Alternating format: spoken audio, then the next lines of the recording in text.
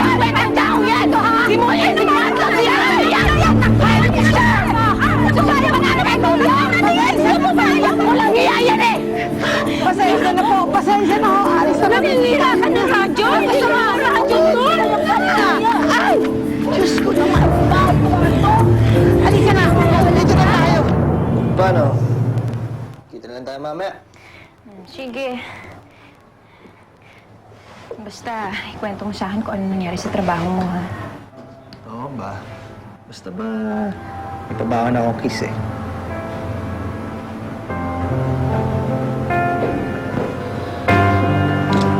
Uy! Tigilan na tayong harutan yung dalawa dyan.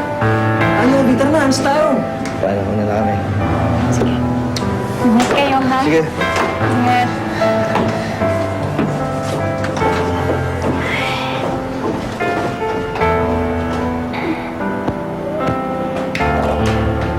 Rachel? Rachel! Iya. Uy! Nakausap ka na si Papang. Baka daw yung may ano nun sa pwesto nila. Talaga? Naku, tama-tama marunong ako magkulot tsaka mag-makeup. Eh, ano bang kulot-kulot na sinasabi mo dyan? Eh, hindi naman yung talent na sinasabi ko na para matanggap doon sa trabaho. Ano ibig mo sabihin? Ganito yun. Si Papang, siya yung manager ng massage parlor. Papahanap siya ng mga magagandang babae para turuan nila magsahe. Ano? Magmasahe? Oo! Ay, naku, teka. Hindi ako marunong magmasahe. Tsaka, di ba kadalasan ng mga nagpapamasahe, mga lalaki. Kung hindi ako papayagan ni Levin yan. Sus, ito naman, no? Tuturuan ka lang nila magmasahe. Kung ayaw mo ng extra money, edi huwag ka magpa-extra service. Extras. Kaka,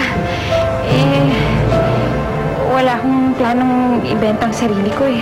Eh, di wala. Sus, yun lang pala eh. O basta, 150 pesos yung per hora ng masahe doon ha. 200 naman kapag na-request ka nila.